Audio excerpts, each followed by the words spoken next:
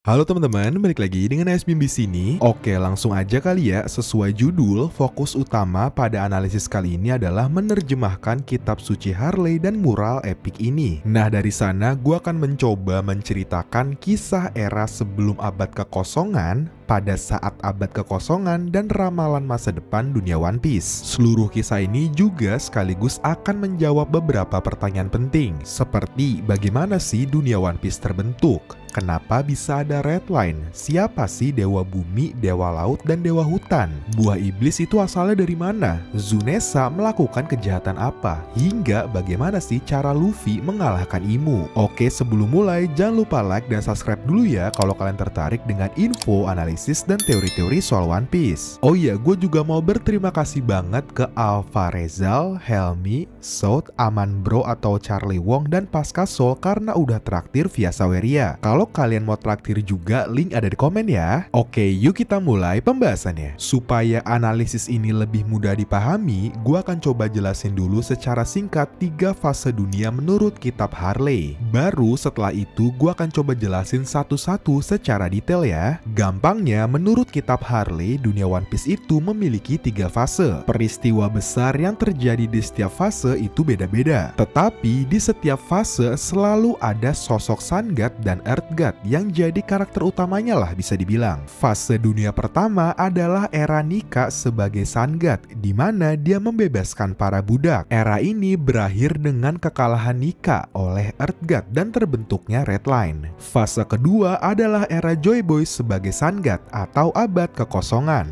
Kalau prediksi ini tepat, era ini juga merupakan era di mana buah iblis diciptakan. Era ini juga berakhir dengan kekalahan Joy Boy oleh Imu sebagai sosok Earth God dan terbentuknya pemerintah dunia. Fase ketiga adalah era saat ini, di mana nantinya sosok Sun God yang baru, Luffy, akan beraliansi dengan banyak ras untuk mengalahkan Imu. Era ini berakhir dengan kemenangan Sun God. Nah, kalau kita mapping nih dengan mural ini, bagian kanan adalah fase dunia pertama, bagian tengah adalah fase dunia kedua atau abad kekosongan yang masih menyatu dengan fase dunia ketiga. Hal ini dikarenakan Vegapunk pernah bilang kalau perang abad kekosongan masih terjadi hingga saat ini. Nah, bagian kiri adalah ramalan dunia One Piece di masa depan. Jadi, bagian kiri ini bukan era Joy Boy ya, tapi ramalan untuk era Luffy nanti. Coba kalian perhatiin perkataan replay. Pada abad kekosongan, ras-ras di masa lalu tidak pernah bersatu. Nah, berarti adegan dalam mural yang memperlihatkan semua ras bersatu bersama Sun God untuk menyerang Imu bukanlah peristiwa masa lalu, melainkan sebuah ramalan tentang masa depan. Sebuah ramalan bahwa di era ketiga, ras-ras akan bersatu di bawah kepemimpinan Luffy sebagai Joy Boy yang baru. Oke, seharusnya sekarang kalian udah ngerti nih secara garis besar fase di dunia One Piece itu seperti apa. Lanjut, gua akan bahas detail masing-masing fase ya.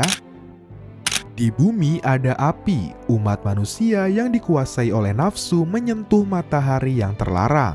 Dari pernyataan ini kita bisa mengambil kesimpulan bahwa api dan matahari terlarang adalah hal yang sama, yaitu sumber energi terlarang. Biar gampang gue sebut aja Mother Flame ya. Pada fase dunia pertama, manusia dengan segala nafsu, ambisi, dan rasa ingin tahu yang gak terbatas memutuskan untuk memanfaatkan Mother Flame. Nah, siapa sih manusia itu?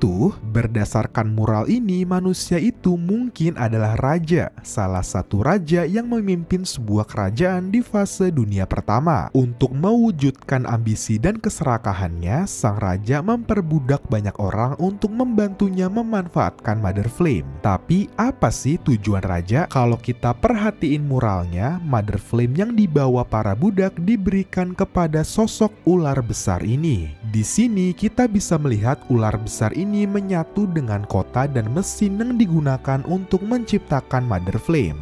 Jadi bisa dibilang kayak sebuah siklus gitu. Dari sini gua punya dua asumsi. Pertama, raja menggunakan Mother Flame untuk menghidupi kota atau kerajaan miliknya agar kerajaannya menjadi kerajaan yang super maju. Nah, supaya Mother Flame ini bisa terus digunakan dan gak terbatas, sumber energi Mother Flame ini harus diberikan ke ular besar juga agar siklusnya bisa terus berlanjut. Nah, asumsi kedua adalah raja ingin menciptakan dalam tanda kutip senjata, yaitu ular besar ini. Agar ular besar memiliki kekuatan, raja harus memberikan energi. Jadi konsepnya kayak senjata kuno. Kalau gua pribadi sih lebih condong ke asumsi kedua, karena menurut gua sangat masuk akal kalau raja punya ambisi untuk memiliki senjata mematikan yang bisa membantunya dalam menguasai dunia. Nah, karena dalam prosesnya raja banyak memperbudak orang, para budak akhirnya berdoa untuk meminta pertolongan.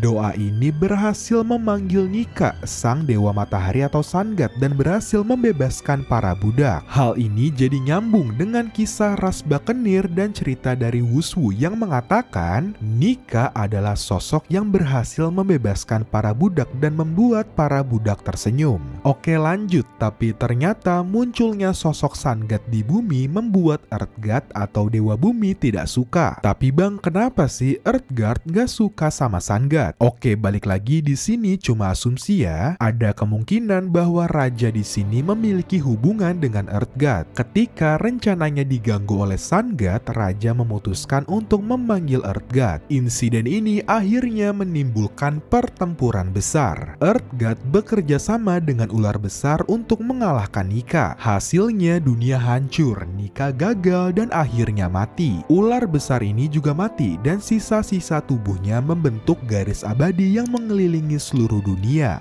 Red Line. Sejak saat itu, dunia pun terpecah menjadi 4 bagian dan tidak akan pernah bersatu kembali. They would not meet again. Oke, masih di fase dunia pertama, di mural ini kita juga bisa melihat kapal Noah yang terlihat membawa sepasang makhluk hidup. Dari sini kita bisa berasumsi bahwa ketika dunia hancur, manusia, hewan, dan makhluk hidup lain diselamatkan oleh kapal Noah, sehingga mereka semua bisa melanjutkan kehidupan di fase dunia kedua. Selain itu, di bagian atas kita juga bisa melihat ada bulan dan ada kapal yang sangat mirip dengan Maxim milik Enel. Hal ini bisa jadi clue bahwa ras bersayap pertama kali datang ke bumi pada saat dunia pertama. Terakhir, yang menurut gua nggak kalah menarik, kalau kalian perhatiin, raja ini terlihat seperti berdiri di atas belalai gajah. Apakah mungkin gajah di sini adalah Zunessa? Apakah dosa atau kejahatan terbesar Zunessa terjadi pada fase dunia pertama?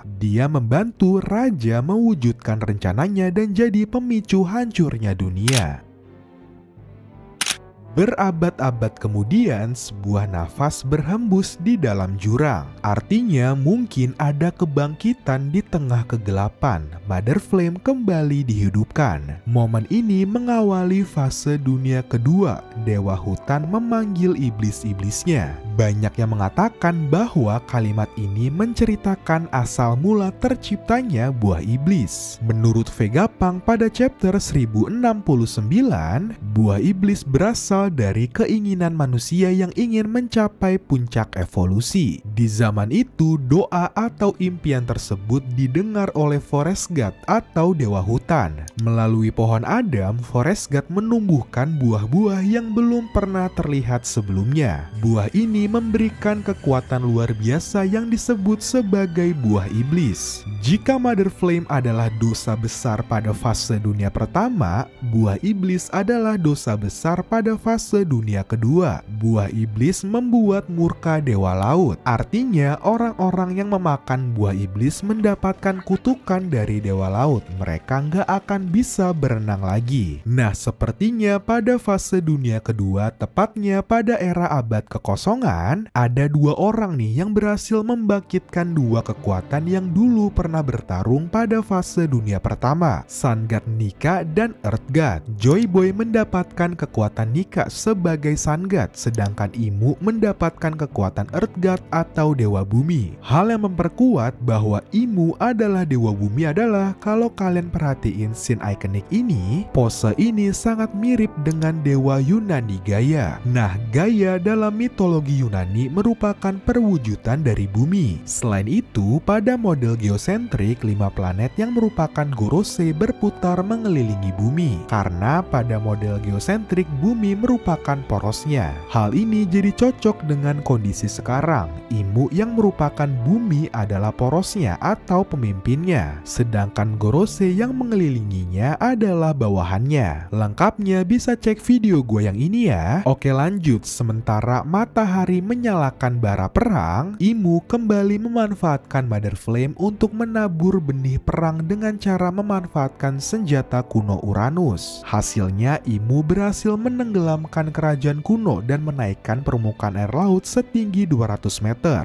Nah, di tengah kekacauan ini, mereka yang memiliki bulan setengah dan bulan penuh memiliki impian. Orang yang dimaksud memiliki bulan setengah adalah Declan karena bulan setengah membentuk huruf D. Sedangkan orang yang memiliki bulan penuh adalah ras bersayap. Nah, menariknya nih, Oda sudah memberikan clue ini dari arc Skypiea. Ketika tarian Nika pertama kali diperlihatkan oleh Luffy, kita bisa melihat bulan setengah yang menjadi koneksi antara Nika, Luffy, dan Klandi. Oke, anyway, impian yang dimaksud di sini adalah impian untuk mempertahankan cita-cita Joy Boy. Akhirnya di ujung kekalahan mereka memutuskan untuk mengukir seluruh sejarah di batu poneglyph agar impian tersebut bisa diteruskan ke generasi berikutnya. Fase kedua atau abad kekosongan ditutup dengan kekalahan Sun God atau Joy Boy seperti fase dunia pertama. Selain itu, pemerintah dunia akhirnya terbentuk.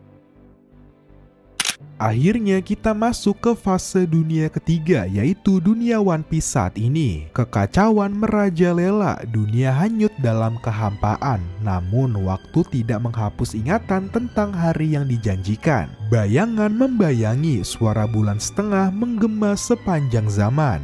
Dalam fase ini, Imu sebagai pemenang di fase dunia kedua duduk di tahtanya dengan gelisah. Dia merenungi kehampaan yang terkandung dalam sebagian namanya, Mu yang berarti hampa. Imu gelisah karena dia yakin Sun God akan kembali untuk menghancurkan dirinya. Dia yakin Klandi akan menghancurkan dirinya. Karena kegelisahan ini, Imu selalu mengawasi sisa-sisa Klandi yang sedang mencari reruntuhan masa lalu demi mencari kebenaran sejati. Sekali lagi, Sun God akan bangkit memandu dunia menuju babak akhirnya. Matahari terlahir kembali, fajar baru akan mereka. Luffy sebagai Sun God Nika yang baru, penerus Joy Boy sudah bangkit. Luffy akan memandu dunia, memandu seluruh ras yang ingin bekerja sama untuk perang demi meraih kebebasan. Hal ini diperkuat dengan pernyataan Mihawk. Mihawk mengatakan bahwa Luffy memiliki kemampuan untuk mengubah orang-orang di sekitarnya menjadi teman atau sekutunya.